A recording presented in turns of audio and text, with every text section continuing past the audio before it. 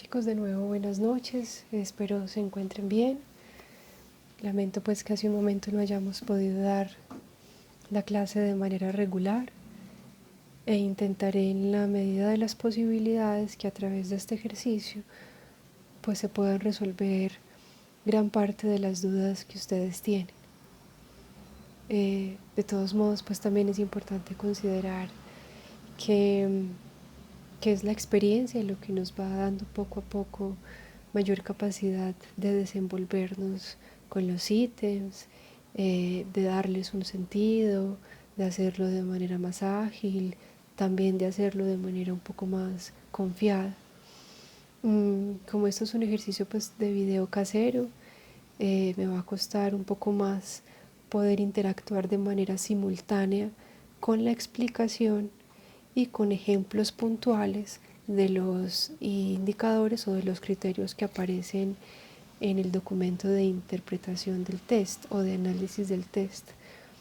Entonces lo que voy a hacer es que además de subirles este video, les voy a subir el PDF donde yo tengo algunos ejemplos de dibujos del Macover y pondré allí etiquetas en las que pueda decir esto es un ejemplo de trazo velloso, esto es un ejemplo de manos en forma de punta, un poco como para que ustedes puedan, además de entonces el video, ir ubicando algunos ejemplos puntuales. Y en ese sentido tratar de solventar pues las dudas que ustedes vayan teniendo. Vamos entonces a retomar la explicación en el punto en el que nos quedamos. Estábamos hablando de la perspectiva y yo allí alcancé a decir algunas cosas. Lo primero que dije a propósito pues de la pregunta que hizo Jacqueline es que cuando nosotros consideramos cuál es el contenido del criterio, del indicador que estoy analizando, yo puedo darle un sentido a cuál es la información que de allí puedo extraer. Entonces, si ustedes se fijan, en general, en la perspectiva se nos está planteando que una información o elementos que tienen que ver con si la persona es capaz de asumir de frente su contacto con el entorno o si lo hace de una manera evasiva. Entonces este es un indicador que nos está preguntando solo por aquellos dibujos que se hacen de perfil, no por los dibujos que se hacen de frente, porque en el caso de los dibujos que se hacen de frente, estaremos diciendo que esta persona por lo menos no tiene conflicto para asumir de manera directa su contacto con el entorno. Y en ese sentido, pues allí no se presenta en el análisis, se dice no aplica o dibujo hecho de frente, ¿vale? En el caso en el que el dibujo está hecho de perfil, yo puedo encontrar diferentes opciones, por lo menos 4 que nos presenta el documento de análisis. Cuando todo el dibujo está hecho de perfil, cuando la cabeza y las piernas están de perfil pero el tronco está de frente, cuando las manos están detrás de la espalda o en los bolsillos y el dibujo está de perfil, o cuando la cabeza está de perfil y de frente. ¿Eso qué quiere decir? Que de frente está la nariz, que de perfil está la nariz y los ojos y la boca están de frente. Entonces la persona está así, o el dibujo está así, la boca está así y los ojos están acá. Entonces yo puedo identificar que está de perfil porque el rostro y la nariz están mirando hacia esta dirección, pero los ojos se han puesto como, y la boca se ha puesto como en esta parte del rostro. Tanto este dibujo como el que nos pregunta por si la cabeza y las piernas están de perfil, pero el tronco está de frente, son dibujos que hablan pues de estructuras más desorganizadas, como por ejemplo de estructuras psicóticas o esquizofrénicas, donde no hay un orden organizado respecto de la corporeidad. Luego de ello viene el tipo de trazo. El tipo de trazo es el elemento más comúnmente analizado en los dibujos porque tiene que ver con la forma como la persona define los límites que establece entre el sí mismo y el entorno. Parte por esto es que se define que el lápiz que debe usarse es mina número 2, porque se necesita que sea una mina neutra para que si la persona dibuja sea la fuerza que la persona imprime y no el tipo de mina lo que determine la calidad del trazado. Entonces dependerá de la fuerza que la persona emplee. Si el trazado es muy grueso, si el trazado es muy claro, muy difuso, o si es un trazado continuo. ¿Qué es lo ideal? Que el trazado sea continuo, una línea continua. ¿Qué otros tipos de trazado podemos encontrar? Grueso, reforzado, tanto que si usted voltea la hoja por el otro lado se puede sentir la marca del lápiz. Muy claro, muy tenue, tanto que hay partes del dibujo en que se pierde, o un trazado velloso, que es ese que se hace como así. El trazado continuo a mí me dará información respecto de la coherencia y de la integración.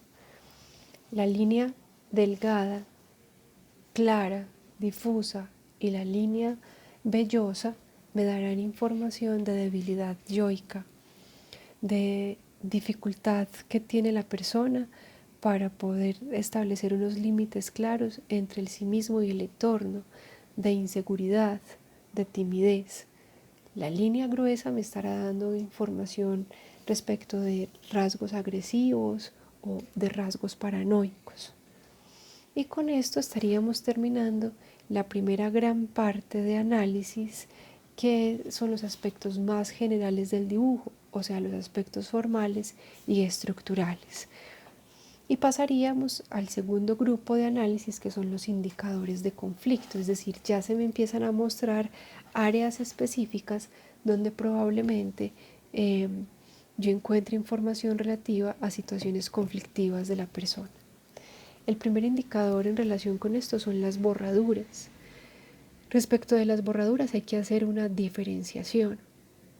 Hay borraduras que se hacen con la intención de perfeccionar el dibujo, es decir, una parte que se dibujó a la persona no le pareció tan agradable, entonces lo borra y vuelve y lo hace, pero ya no insiste en borrarlo, sino que con esta segunda vez que se hace queda un poco más conforme o más tranquilo. Y hay borraduras que ya sí entran a representar áreas de conflicto porque se insiste, se dibuja, se borra, se dibuja, se borra, incluso la hoja se mancha, se arruga, en algunos casos hasta puede romperse cuando la persona insiste mucho o por lo menos desgastar la hoja. Generalmente las borraduras se acompañan de verbalizaciones y esas verbalizaciones que aparecen mientras la persona dibuja y borra y que entran a representar un área de conflicto, no una intención de perfeccionamiento, dan más información sobre eso que yo estoy entendiendo como lo que le está generando pues conflicto a la persona. Es que hacer las manos es muy difícil, y en el resto del dibujo yo me doy cuenta que efectivamente hay muchos rasgos que evidencian que a esa persona le cuesta establecer contacto con el ambiente. O es que dibujar los senos es muy difícil, yo no sé cómo dibujar senos, por ejemplo en el caso de dibujos con hombre, entonces sí es posible que aparezcan otros rasgos que puedan estar hablando de dificultades que esa persona experimenta con la figura del sexo opuesto, o conflictos con la figura femenina o con la figura materna, en tanto los senos representan pues la función nutricia por parte de la figura materna. Y luego de las borraduras están los sombreados. El sombreado llega pues a representar una expresión de ansiedad, una expresión de necesidad de defenderse, aunque en los niños es común encontrar los sombreados. Yo puedo encontrar un sombreado agresivo y vigoroso, es decir, un sombreado muy remarcado, o puedo encontrar un sombreado tenue. En los sombreados agresivos y vigorosos, como su nombre lo está indicando, yo estoy entonces hablando de que este es un rasgo de agresividad. Cuando hay una fuerza considerable en el área genital de la figura femenina, es probable pues que haya entonces conflictos relativos a agresiones de carácter sexual. Cuando hay un contorno en la ropa, no tiene que ser en toda la ropa, en alguna parte de la ropa, ya yo estaré entonces combinando dos elementos, el sombreado y la parte del cuerpo donde se sombreó la ropa, la falda, la blusa, las caderas, los senos. Entonces yo puedo entonces identificar si es un conflicto relativo a la ocultación del cuerpo, un poco como decir que la ropa por sí misma no cumple la función de proteger el cuerpo, hay que reforzar la ropa para ocultar el cuerpo. Y en los senos, en dibujos hechos por hombres, como les decía hace un rato, también conflictos pues de dependencia con la figura materna. Viene el tercer grupo de análisis, que es el tratamiento diferencial de las figuras de varón y mujer, en el caso pues de dibujos que son hechos por hombres o en el caso de dibujos que son hechos por mujeres. Allí pues los criterios de análisis son muy específicos, énfasis en la figura masculina o figura femenina, maternal. Es posible, pues cuando estamos hablando de dibujos hechos por hombres, entonces es posible que se trate de un sujeto sexualmente infantil o inmaduro. ¿Qué quiere decir énfasis en la figura masculina y figura femenina maternal? Por ejemplo, que se adorna más la figura masculina, o que se hace más grande, o que se le ponen más detalles. ¿Y qué quiere decir figura femenina maternal? Pues como su nombre lo indica, por ejemplo, que la figura maternal es un poco más mayor que la figura masculina, que no tiene rasgos sensuales o eróticos, sino que es una figura masculina, femenina un poco más neutra, no con atributos tan eróticos o tan sensuales o tan femeninos, sino un poco de una figura femenina más madura o más adulta. Y dibujo propio más pequeño, mientras que el dibujo de la figura del sexo contrario, que en este caso sería pues una mujer, es más grande, entonces hay una actitud pasiva o sumisa hacia la mujer, pero esto es principalmente porque se la asume como una figura de autoridad o se le otorga pues este referente de autoridad. Y en el caso de dibujos hechos por mujeres, entonces se fortalece la figura masculina y se debilita la figura femenina. Según el documento, eso es una falla en la identificación sexual con el propio sexo. ¿Qué quiere decir que se fortalece la figura masculina y se debilita la femenina? Quiere decir un poco algo similar a lo que decía ahora. Entonces la figura masculina es más grande, tiene más detalles, está más reforzada, es una figura más cuidada, mientras que la figura femenina es más pequeña, por ejemplo, se ve más descuidada, menos elaborada. Y entonces allí podemos identificar una falla en la identificación sexual con la imagen del propio sexo. Y una identificación o un reconocimiento de la figura masculina como dominante. Hace un rato, por ejemplo, en la asesoría que tenía con Diana, cuando ella mostraba los dibujos, porque en la medida en que ustedes van a ir adquiriendo experiencia, es probable que ustedes aprendan a manipular, en el buen sentido del término, estos indicadores para que no los asuman como una rejilla, sino para que se basen más, como les decía hace un rato, en el contenido de la información que yo puedo rastrear con ellos que en el indicador mismo. Entonces, Como les decía hace un rato en la asesoría con Diana, mirábamos sus dibujos y veíamos que había unas diferencias sutiles entre el dibujo hecho, entre el dibujo de la mujer y el dibujo del hombre. En el dibujo del hombre se notaban algunos rasgos, gestos de agresividad, más del tipo pasivo-agresivos, mientras que la figura de la mujer se notaba un poco más grande. Por ejemplo, el cabello parecía ser abundante, porque lo que se hizo fue unas líneas muy pocas, pero con mucho volumen. Entonces, en este caso yo le decía que lo que yo identificaba ahí podía tener que ver más con una actitud compensatoria que, que hacía que tal vez frente a un reconocimiento más impositivo o más agresivo de la figura femenina, inflara un poco su propia imagen como una manera nuevamente de compensar. Pero entonces les decía que la posibilidad de jugar con los indicadores de esta manera, tratando de entender más su contenido que de ajustar literalmente el indicador, pues se va adquiriendo en la medida en que uno va ganando un poco de experiencia.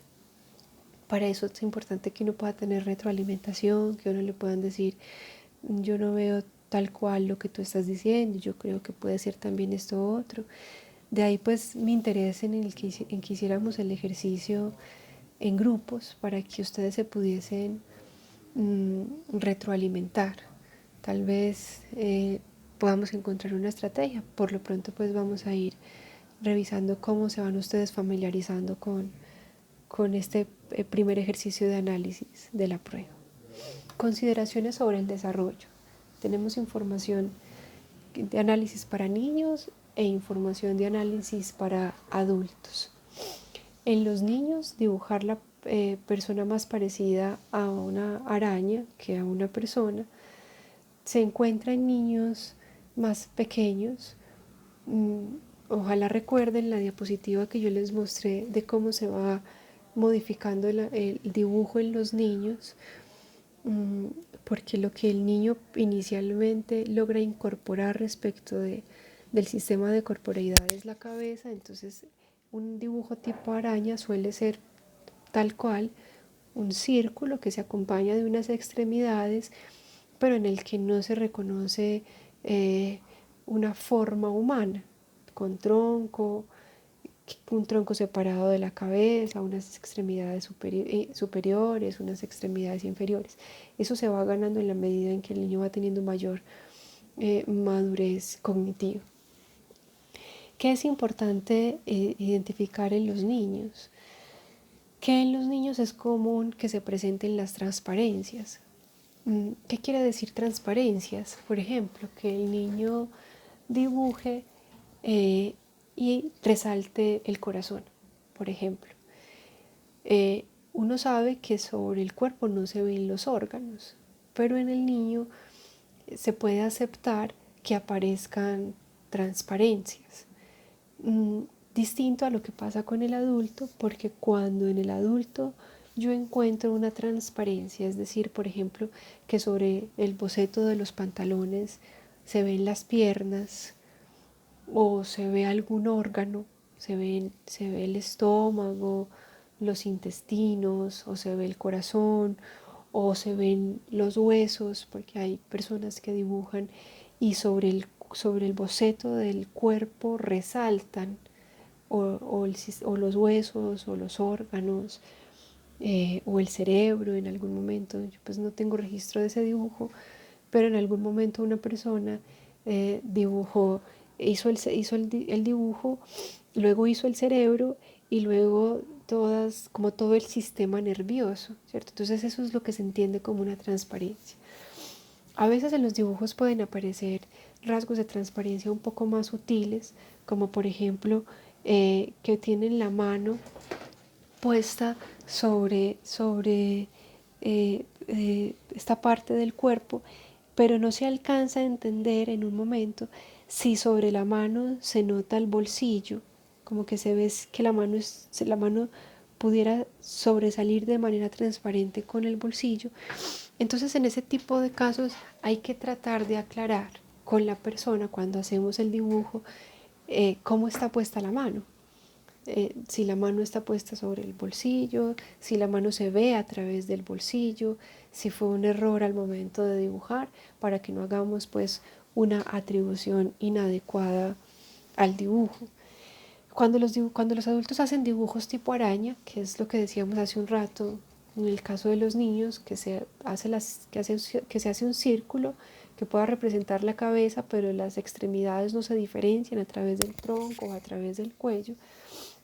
Generalmente estamos hablando de retrasos mentales e incluso de retraso mental grave. Cuando aparecen las transparencias, pues estamos diciendo que eso puede pasar como si fuera, digamos, un continuum, puede ir de una situación no tan grave como escaso juicio o razonamiento hasta una situación un poco más grave como en el caso de personas con trastornos psicóticos. Contenido del dibujo. Este es el grupo de análisis que más detalles toma porque aquí se hace un análisis de todo, de cada una de las partes del dibujo. Naturalmente se arranca por la cabeza. Ya habíamos dicho al inicio cuando hablamos de la secuencia que la forma común y esperable de arrancar el dibujo es con la cabeza. Entonces, ¿qué es lo común? Que la cabeza sea un poco más grande, no desproporcionadamente grande. El dibujo debe, en la medida de las posibilidades, guardar proporción entre cada una de las partes, pero lo común es que la cabeza se note un poco más grande. La cabeza, pues a nivel simbólico, representa el centro del yo. Entonces, digamos, es uno de los rasgos pues, del dibujo que es relevante. Podemos encontrar cabeza desproporcionadamente grande, cabeza exagerada, comparativamente hablando en las figuras. Entonces, una de las figuras tiene la cabeza más grande que la otra. Dibujo de mayor énfasis. Esto, como les decía hace un rato, pues es lo normal. Cuando la cabeza no se dibuja en primer lugar, es posible que estemos hablando de falta de control. Cuando se dibuja en último lugar, es posible que la persona presente serias dificultades para el establecimiento de las relaciones interpersonales. Y cuando estamos hablando de una cabeza muy grande en dibujos hechos con niños, una de las opciones es que el niño esté presentando dificultades en el aprendizaje.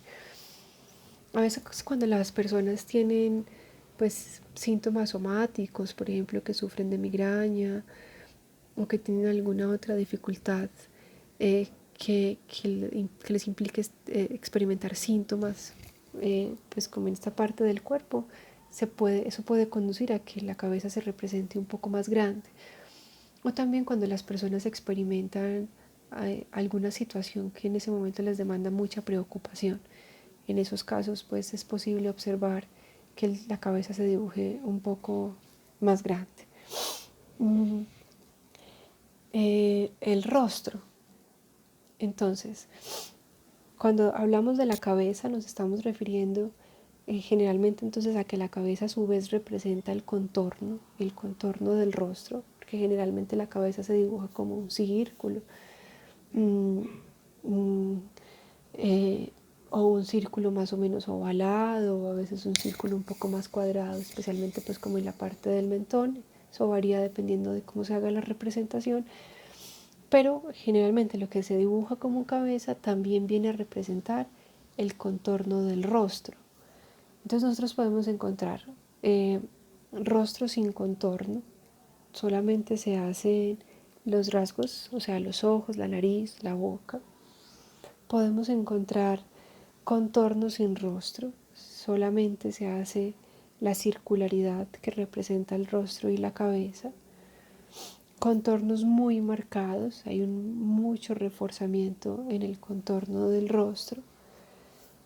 Rasgos faciales confusos, con un gran énfasis en el contorno de la cabeza, especialmente pues obviamente pues como en la parte superior, aquí, ¿cierto? Y exagerado énfasis y refuerzo en los rasgos faciales. En general, ¿qué tiene que ver pues el contorno o el contorno y el rostro. Nos hablan por un lado de límites y por el otro lado nos hablan de contacto. A través de los ojos yo establezco contacto, son un gran punto de contacto en la interacción con el otro, un gran punto de comunicación con el otro. Entonces omitir los ojos u omitir la boca pueden estarme dando a mí indicador, pues como algún criterio o alguna indicación de conflicto. Eso puede presentar pues como algunas variaciones, o sea, yo creo que poco a poco hemos ido entendiendo que al tratarse de un ejercicio cualitativo no podemos asumir esto de manera estrictamente literal, que hay que ir jugando en función de la información que yo tengo de la persona o de la información que el mismo ejercicio me va ofreciendo en diferentes momentos de su aplicación.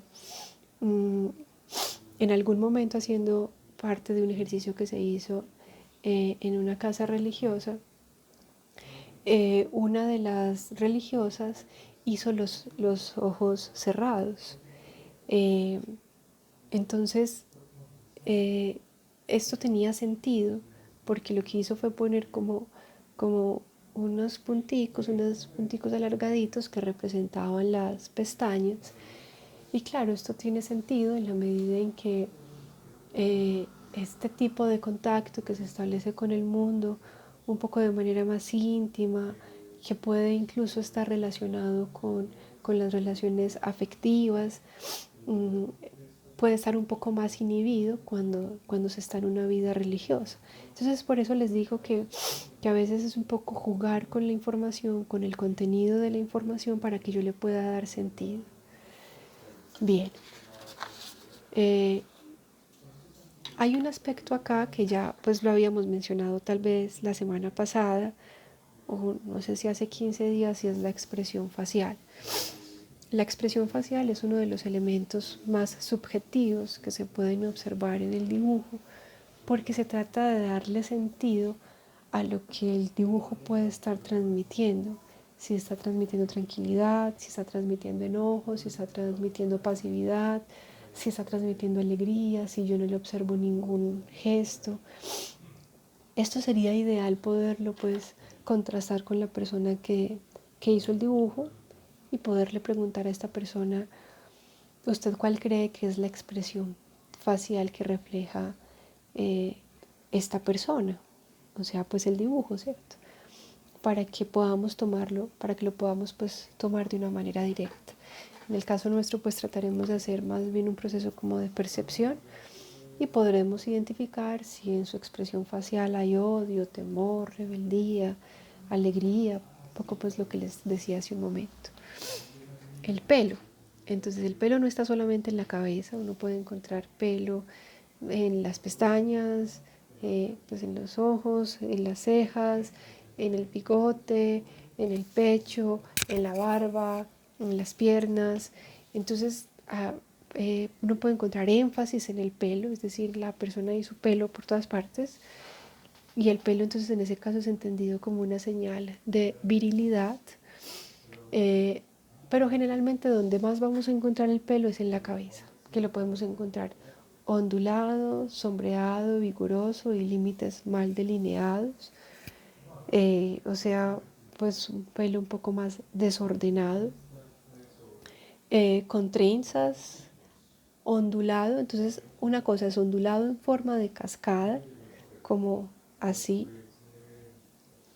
y otra cosa es ondulado un poco más ensortijado, pero sin ser pues crespo. Tapando parte del rostro, que generalmente se pone pues como el flequillo o la capula o una parte de pelo que se puso así, de ladito. Entonces en ese caso estamos hablando de identificar qué tanto se cubre parte del rostro, como si por ejemplo logra ocultar incluso parte de los ojos, o si se puso solo como capul. Si se puso solo como capul, entonces yo en vez de tomar la de tapando parte del rostro, voy a indicar que puso capul, ¿sí? Voy a hacer pues como la selección. Muy ordenado, chuzudo, En todos los casos los chuzos tienen que ver con la agresividad. De hecho, en el pelo es una de las formas más sutiles de mostrar la agresividad. Es muy común encontrar que rasgos pasivo-agresivos se pongan en el pelo de una forma así pues como chuzuda. Y en los dibujos crespos, que generalmente pues estamos hablando de rasgos obsesivos. Barba y bigote. Entonces, en los casos en los que hay patilla, barba y bigote, ya les había mencionado, pues aquí hay una manifestación viril, un deseo de posicionarse virilmente. Y en el caso de dibujos hechos por mujeres, que en este caso hay un reforzamiento de la figura masculina, ahí lo que se puede experimentar es un debilitamiento del rol femenino en relación o en comparación con la figura masculina. Cuando se hace figura femenina con barba es posible que haya que se identifique pues ambivalencia respecto de la identificación con el propio sexo o una identificación con el sexo opuesto. Y sombrero y barba es posible que haya una intención de ocultar. La barba para tapar parte del rostro y el sombrero pues para cubrir la cabeza. Cejas y pestañas. Las pestañas es común omitirlas. Las pestañas son un signo pues como de feminidad o de alguna conducta un poco más sensual, entonces es común que las personas omitan las pestañas o que si se dibujen en mujeres, pero no tanto en las figuras de varones. Podemos encontrar cejas levantadas, que son las cejas que se hacen como así con la curvita, cejas bien delineadas, imagínense entonces unas cejas depiladas. Podemos encontrar solo una línea recta o las pestañas que les decía pues hace un momento que es un indicador de seducción. Los ojos. Los ojos tal vez es una de las partes pues, que es un poco más difícil identificar a qué se refieren. Creo que una de las dificultades pues para poder diferenciar los ojos se concentra principalmente en el ojo paranoide, en el ojo satánico, en el ojo negrito reforzado,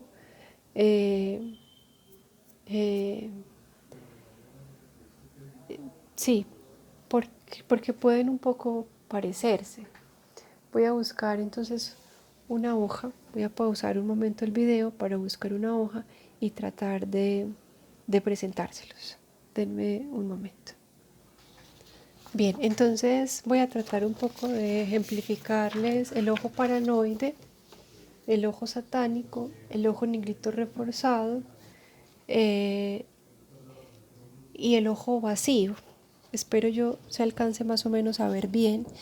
Este es el ojo que podemos tal vez identificar como ojo paranoide. Es un ojo grande, muy abierto,